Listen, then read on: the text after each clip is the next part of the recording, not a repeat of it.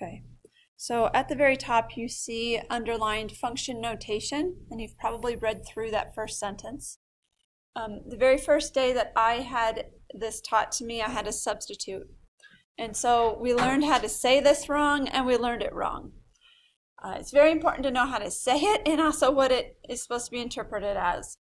Okay, so the first sentence says, function notation replaces the variable y with f parenthesis x parenthesis. Now really, that f parenthesis x parenthesis is to be read f of x. Okay, so going back to the beginning of the sentence, function notation replaces y with f of x. Okay, other common variables that we replace y with are g of x and h of x. Those are not like the only three that you can use. If I were creating a cost function, I would use c for cost, c of x. If I was doing revenue, I'd do r of x, and profit, p of x. Okay. So f is just a variable. Yeah, f is a type of variable, yep, and x is the input. So in programming, I think about this as an embedded function, where x is something that you are putting into the computer, and then the output is the f of x or the g or the h. Okay. All right, so number 1 says write y equals 3x plus 1 using function notation. And what I do is I literally replace that letter y with f of x. And I keep everything else the same. So I'm going to write the equals 3x plus 1. Okay, so that's what a function would look like. The y is just simply replaced. Now right below that I wrote f of x equals 5x minus 7. Okay, so down below, I'm going to go through some algebra that you'll see in your homework. It says the meaning or implied direction of f of 3 is to substitute 3 for x and simplify. Okay, so the first thing I do is I copy down my function that I see for my problem, which is f of x equals 5x minus 7. And then I replace every single letter of x with the number 3 because the direction had said f of 3. So where the x is on the left side, I put a 3, and where the x is on the right side, I put a 3. Now this left-hand side of the equal sign will never change after that. You're just going to leave it f of 3, f of 3. But the right-hand side does change. We use our order of operations. So we go 5 times 3 is 15, and we subtract 7 to get 8. Okay, so that is kind of the function notation at its easiest situation. Okay. The nice piece of function notation, I wrote down, by writing f of 3 equals 8, the reader knows when x equals 3, the result is 8. The result 8 depended on the value of 3. And I put that extra piece in here because eventually as you go on in your mathematics, you worry about, is the 3 the independent variable or is the 8 the dependent? Which one is it? And so I just wrote the result 8 depended on the value of 3 because 3 is our independent variable and 8 here is our dependent. Okay.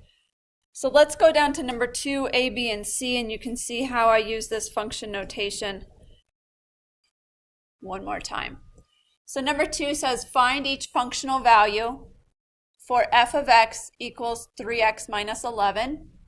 And in part A, we write f of 2. So I'm going to begin by copying down the original function, f of x equals 3x minus 11.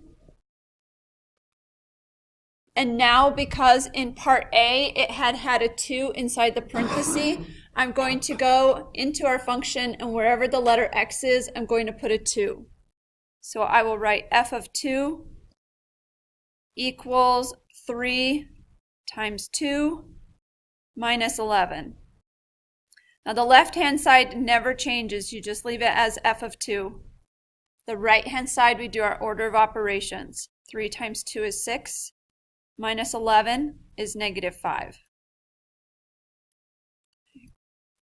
Now the answer that you would type into, let's say, Math Excel would be -5. You're going to already have the program telling you f of 2, and you're just going to write -5 in there.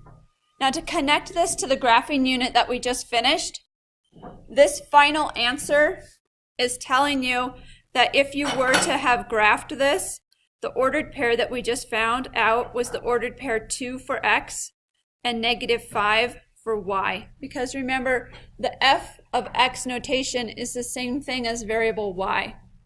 So the ordered pair, if we were to graph it, would be the ordered pair 2, -5. So I wanted to make sure we connected that back to what we just did.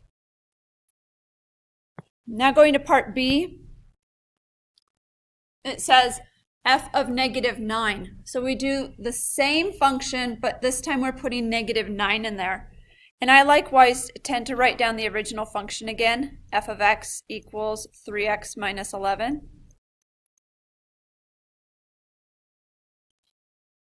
Now I'm going to write f of -9, and I put -9 in both the left-hand side and the right-hand side where x is. Okay, remembering to not change that left-hand side, just the right. We get 3 times -9 is -27. Minus 11 is -38.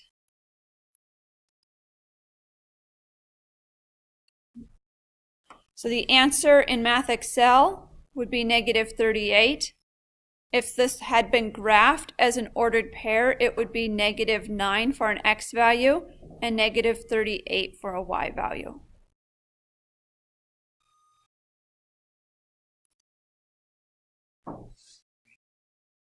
Now C is going to be the same process, but this time I have a fraction. So I simply chose a fraction to be able to have you experience fractions once again to keep them fresh. So I would start off with f of x equals 3x minus 11. I'm going to put the input value of 5/6 in there, wherever I see the variable x.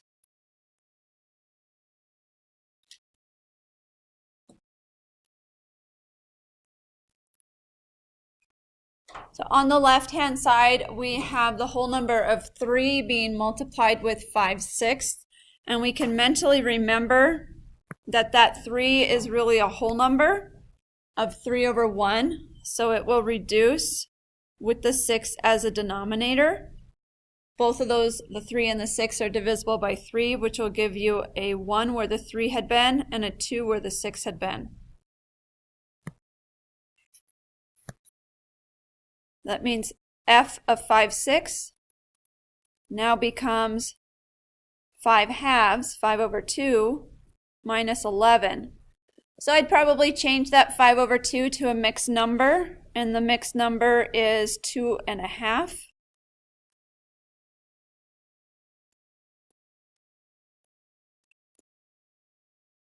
On the right-hand side, if we start with 2.5 and take away 11, we are going to end up with -8.5.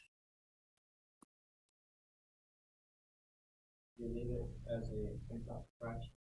The 5/2 certainly. And then you just do like 5 times down there and the whole thing.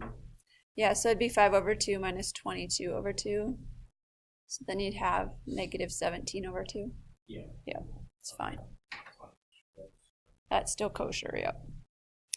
Okay, this next section gives you an opportunity to practice that function notation. In number 3, you'll notice that the one piece that I did change, though, so you get comfortable with it, is that instead of putting an f in front of the parenthesis, I put g.